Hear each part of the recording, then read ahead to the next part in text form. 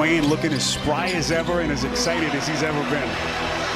He is, and look, I think he's happy with the energy they're bringing tonight, but that is already their 6th turnover, and that has been the leader of that second unit. Those two have been at a different level, going back even to their playoff. But I appreciate it. If you're going to lie to benefit. And Joseph now 31 years of age, getting ready for his 12th year in the league.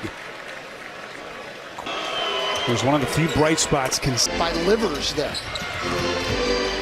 There's Hayes, corner three. Boy, if that's the shot he can hit, that's what they've been looking for. This has not been a good three-point shooter his first 2 seasons in the league. Hartenstein on a three-point jack. Clears for the Knicks. Here comes D. Rose. He'll launch. Splash! And the Knicks point shooter. Three-pointer from Isaiah Livers won't go. Look at Rose, that lightning quick first step. Hartenstein racking one up again. Got his hands on it. McBride, what a pass.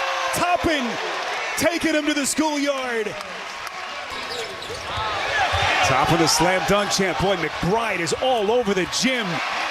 Second steal in less than a minute for this. Stan, you want to find a way into Tom Thibodeau's rotation? Play defense like that. Marvin Bagley. Dwayne Casey. Yeah, he'd fallen out of the rotation in Sacramento and then came and played very well for Detroit as Livers. Is that they lost. Reggie Bullock was such a huge defensive player for them before he left last year. And even the guys that they missed this past off season. What a play quickly with another chance at an and one. And Grimes was out tonight. 2 second-year guys that the Knicks are very, very high on. It's just tough for McBride to find playing time with Roy, as both teams now basically back with their starters with a few exceptions. Do you put Jeff's quotes on the wall in the office? Oh, yeah, all the time. Are you kidding me? Come on.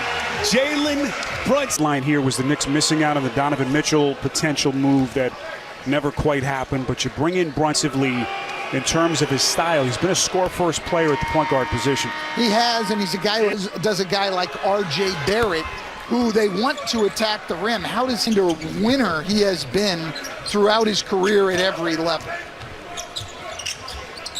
Brunson steps into a three. So pretty. Had a few minutes to watch him, but they're certainly excited about what he's doing tonight. Hoping that Brunson can save some of that three-point shooting. Nice little finish underneath by Cunningham. And it's a 10-point Knick lead. Here's Barrett, who's been quiet so far. Barrett. Knicks doing a great job on rotations defensively and creating turnovers, and that's what we're talking about. Needed to gain weight, but needed to gain muscle. So him and the strength and conditioning coach really worked on it. He gained, what he said, 20 pounds of muscle. The biggest challenge for Cade Cunningham in doing so is that ever since high school, he's been vegan. So, and such, to be able to gain those 20 pounds of muscle. But guys, it's plays like that he feels like will make him more competitive in the paint. And Cunningham showing a little bit of everything now. That three. Sparrow, where you wear down, your body wears down. It's not easy. It's something you'll really have to work with the nutritionist, as Jaden Ivey on a nice on film to talk about, and a little bit more to evaluate your team on, because, I mean, granted the line is closer, but he shot 36% on 5 attempts. Explosiveness, he's way ahead of most of those guys in terms of his ability to shoot the ball from the perimeter. Such a unique body type. He's got a wingspan of 6'10". Long arms for a kid his height. Highest player drafted from Purdue since Glenn Big Dog Robinson back in '94. That's another Robinson. Mitchell. Reminder coming up next. We will send you to our Atlanta studios, the American Express halftime show. Adam Lefkoe, Renee Montgomery, Brendan Haywood, and Channing Frye get you their thoughts on this first half. It's all coming up next right here on TNT. Then I sense a little bit discontent. You're not a huge fan with the big shooting the way that they do.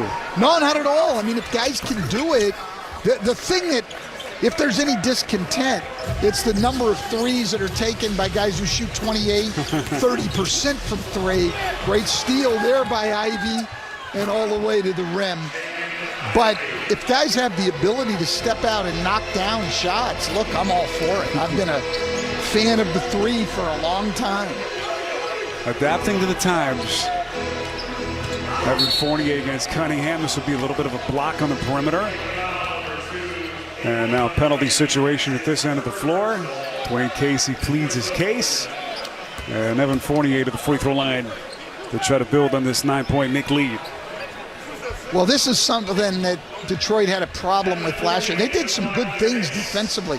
They were in the top 10 in the league, transition defense, steals, turnovers forced, limiting opponents' threes. They did some very, very good things, but they were next to last in the league in opponents' free throw attempts. They sent teams to the line 25 times a game.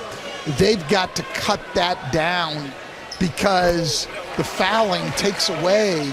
It negates all that effort you're putting in at the defensive end of the floor. Stanley, just think of how miserable they got off to that start last year. 12-45, 57 games into the season. They had that 8-game losing streak. But then they started to turn the corner the final 25 games or so of the regular season to get to 23 wins. Can they take that next step into contention in a highly competitive Eastern Conference? Brunson.